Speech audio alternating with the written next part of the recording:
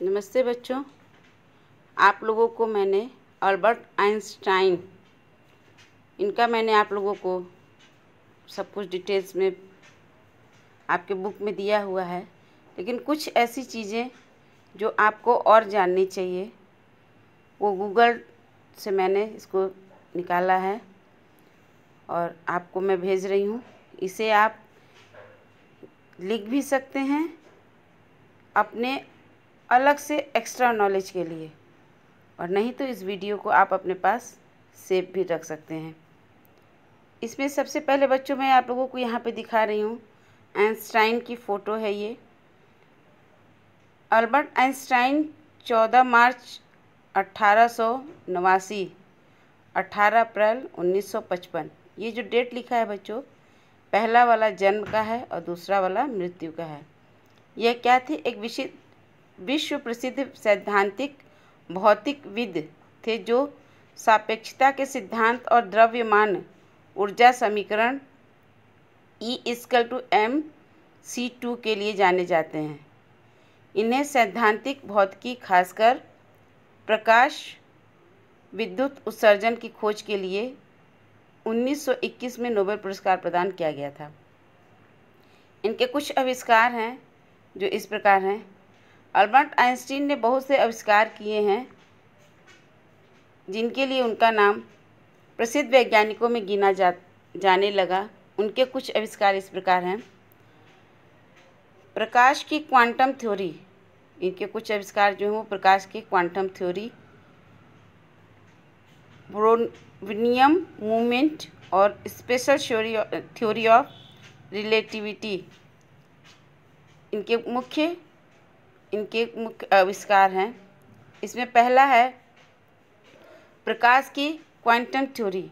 Einstein की प्रकाश की quantum theory में उन्होंने ऊर्जा की छोटी थैली की रचना की थी जिसे फोटोन कहा जाता है, जिसमें तरंग जैसी विशेषता होती है। इस थ्योरी में उन्होंने कुछ धातुओं के इलेक्ट्रॉन्स के उत्सर्जन को समझाया है।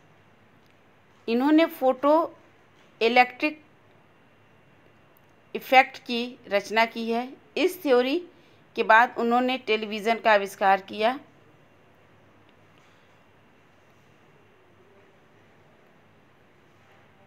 जो कि दृश्य और शिल्प विज्ञान के माध्यम से दर्शाया जाता है। आधुनिक समय में बहुत से ऐसे उपकरणों का आविष्कार हो चुका है। E=mc² माइनस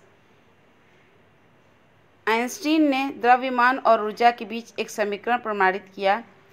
उसको आज न्यूक्लियर ऊर्जा कहते हैं। उसे आजकल क्या कहते हैं?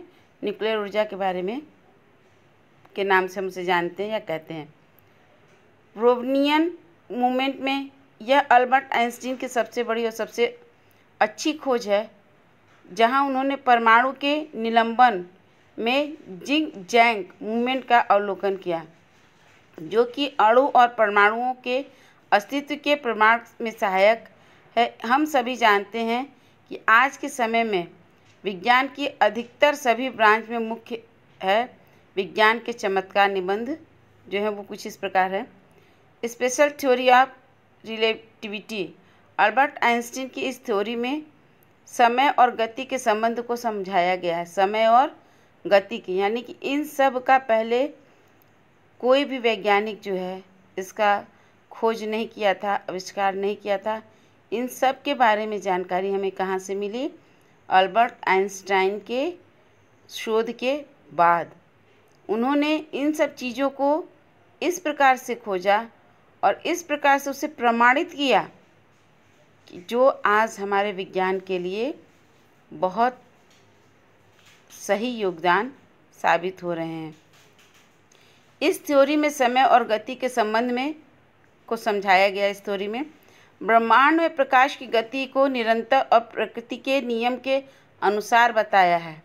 General theory of relativity Albert Einstein के प्रस्तावित किया कि गुरुत्वाकर्षण स्पेस टाइम कॉन्टिन्यूम के कर्व क्षेत्र हैं, जो कि द्रव्यमान के होने को बताता है। बच्चों, इसमें आप देखते होंगे कि कभी जब बारिश होती है तो बिजली जब चमकती है तो क्या होता है, रोशनी पहले हमको दिखती है, आवाज़ बाद में आती है तड़कने की, है ना।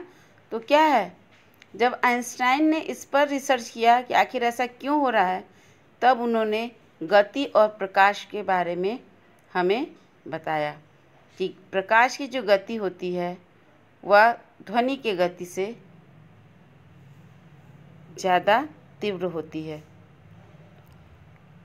इसके बाद आपका है जिमरिक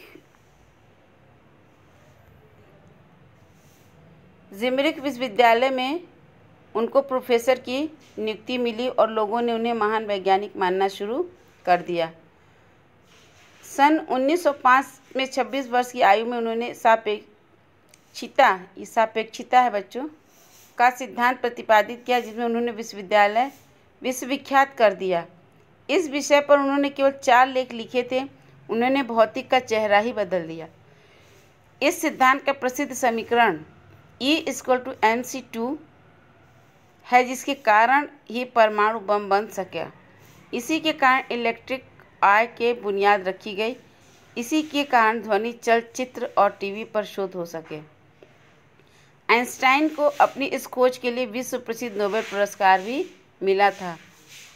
स्नातक की डिग्री लेने के बाद उन्होंने विद्यार्थियों को पढ़ाने के बारे में विचार किया, लेकिन अल्बर्ट के अधिक ज्ञान की वजह से आरंभ में उन्हें नौकरी नहीं मिली।